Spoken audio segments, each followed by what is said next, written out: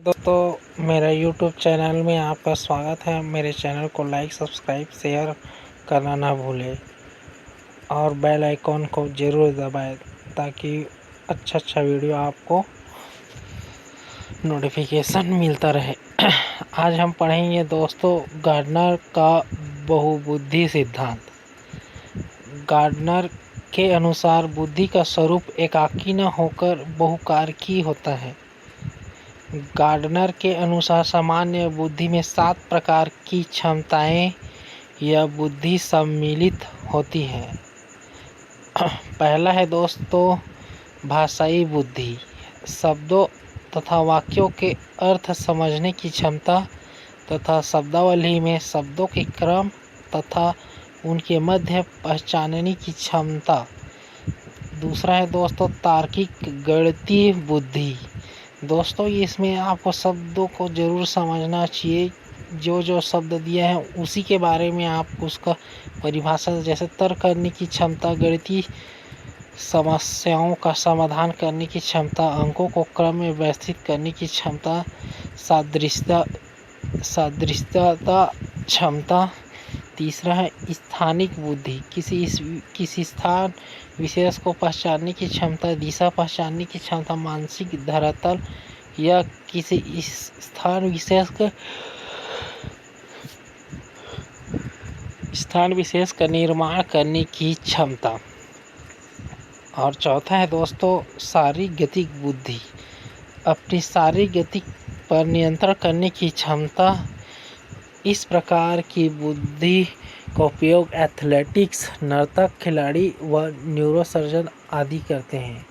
पांचवा है दोस्तों संगणितिक बुद्धि। संगीत में तारत्व तथा लय का प्रत्यक्षण करने की क्षमता। उसके बाद है दोस्तों छठवां है अपना व्यक्तिगत आत्मबुद्धि। अपने स्वयं को जानने की क्षमता।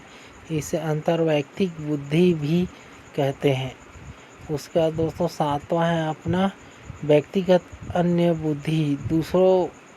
दूसरे व्यक्तियों की प्रेरणा, इच्छाओं और आवश्यकताओं को समझने की क्षमता। इसे अंतर्वैयक्तिक बुद्धि भी कहा जाता है। नेक्स्ट है दोस्तों आपको पियाजे थ्योरी। जीन पियाजे थ्योरी है, इसमें से एक क्वेश्चन जरूर पूछे जाते हैं दोस्तों, आपको ये अच्छे से समझ लेना है दोस्तों। जैसे क्या होता है प्रक्रिया उन्मुखी सिद्धांत। इस सिद्धांत में बुद्धि की व्याख्या भिन्न भिन्न कारकों के रूप में न करके उन बौद्धिक प्रक्रियाओं के रूप में की जाती है जिससे व्यक्ति किसी समस्या का समाधान करने में या सोच विचार करने में लगाता है। इस सिद्धांत में बुद्धि के लिए संज्ञान तथा संज्ञानात्मक प्रक्रिया शब्द का अधिक प्रयोग किया गया। संज्ञानात्मक विकास का सिद्धांत जीन पियाजे का है दोस्तों, ये याद रखना है आप लोगों को। संज्ञानात्मक विकास का सिद्धांत, इस सिद्धांत का प्रतिपादन पियाजे ने 1920 व 30 में किया तथा 1970 में इसे विस्तृत रूप में प्रस्तुत किया। इस सिद्धांत में बुद्धि को अनुकूली प्रक्रिया माना गया है। पियाजे के कथनानुसार जैसे जैसे बच्चों में संज्ञानात्मक प्रक्रियाओं का विकास होता है वैसे वैसे उनका बौद्धिक विकास भी होता जाता है। पियाजे ने इसकी 4 अवस्थाएं मानी हैं। पहला ज्ञानात्मक क्रियात्मक अवस्था। सेंसरी मोटर स्टेज संज्ञानात्मक प्रक्रिया के विकास का यह प्रथम चरण है जो जन्म से लेकर 2 वर्ष की आयु तक होता है। इस अवस्था में बच्चा अपने आप को वातावरण की वस्तुओं से भिन्न समझने लगता है। इस अवस्था में बच्चों में वस्तु परमानेंट का नियम विकसित हो जाता है, अर्थात बच्चे यह समझने लगता है कि नज़रों के सामने न होने पर भी वस्तु का अस्तित्व है। उसका दूसरा है दोस्तों प्राक प्रचलनात्मक अवस्था। यह अवस्था 2 से 7 तक होती है। यह अवस्था 2 भागों में विभाजित होती है। पहला प्राक संप्रयात्मक अवधि 2 से 4 साल। बच्चा भिन्न भिन्न प्रकार के संकेत, प्रत्यय, शब्द उनके अर्थ सीखता है। बच्चों में भाषा का विकास होता है। उसके बाद है 4 से 7 वर्ष दोस्तों अंतर्दर्शी अवधि। इस अंतर्दर्शी अवधि में चिंतन की ओर बच्चे का उन्मुख होना, बच्चा गणितीय प्रश्न हल करना सीख लेता है। उसके बाद है मूर्त प्रचलात्मक अवस्था। यह 7 से 11 साल की अवस्था है दोस्तों। बच्चों में तार्किक चिंतन, सोचने की ढंग में क्रमबद्धता तथा जटिलता आदि बनने लगती हैं। वस्तुओं को इमाओं के आधार पर वर्गीकृत करने लगते हैं। उसका था औपचारिक प्रचलनात्मक अवस्था। यह अवस्था 12 से 15 साल की होती है। बच्चों में अमूर्त, औपचारिक चिंता आदि गुण विकसित हो जाते हैं। 15 साल की उम्र वयस्क के समान तार्किक नियमों का प्रयोग सीख लेता है। उसके बाद है ट्रैचिक थ्योरी। यहाँ पर त्रितंत्र सिद्धांत है दोस्तों।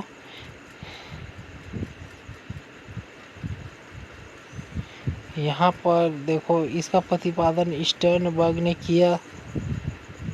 इन्होंने बुद्धि का आलोचनात्मक ढंग से सोचने की क्षमता के रूप में बताया। स्टर्नबर्ग ने सूचना संसाधन हेतु व्यक्ति द्वारा क्रियान्वित 5 चरण बताए।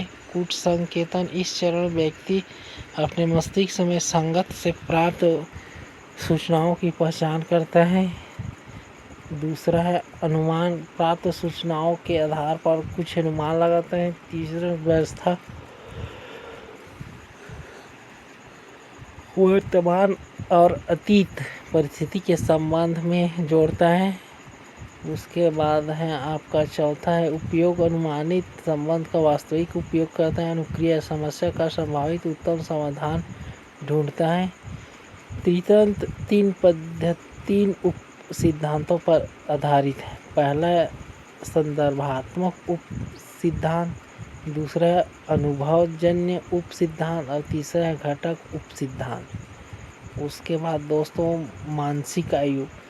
विभिन्न वैज्ञानिकों ने शोध निष्कर्षों के आधार पर व्यक्ति की आयु को 2 भागों में बांटा गया है। एक तैथिक आयु और दूसरा है मानसिक आयु। किसी व्यक्ति को वास्तविक आयु होती है, उसका प्रारंभ जन्म के से ही होती है, और दूसरा है मानसिक आयु। इससे तात्पर्य किसी एक आयु में सामान्य मानसिक योग्यता को ग्रहण कर लेने से है। यदि कोई 8 वर्ष का बालक 7 वर्ष की आयु वाले बालक के लिए निर्धारित प्रश्नों के उत्तर ही दे पाता है तो इसका मानसिक आयु 7 वर्ष है।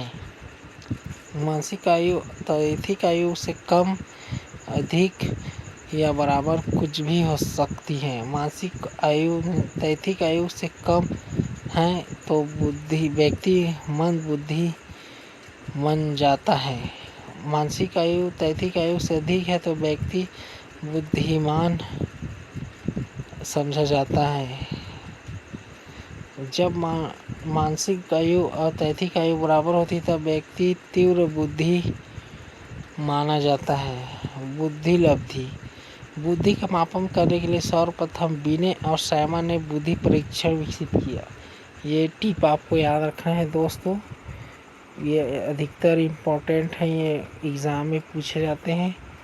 ये बुद्धि का मापन करने के लिए सर्वप्रथम किस वैज्ञानिक ने परीक्षण विकसित किया था, तो ये आपका आ जाएगा बिने और साइमन।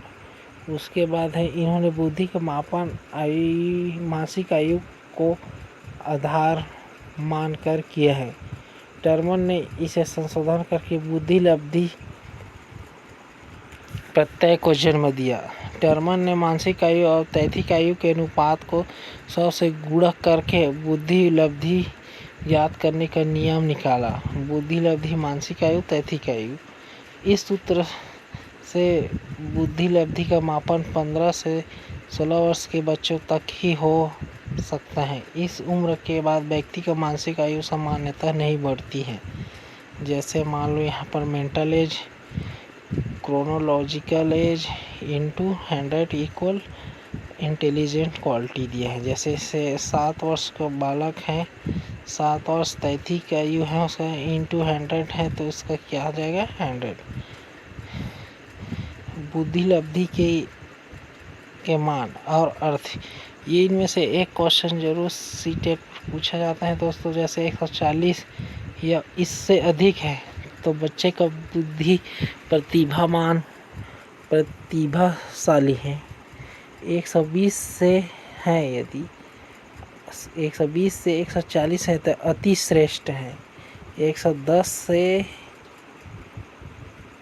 119 है तो श्रेष्ठ है। 90 से 110 है तो ये दोस्तों ये आपका सामान्य बुद्धि है।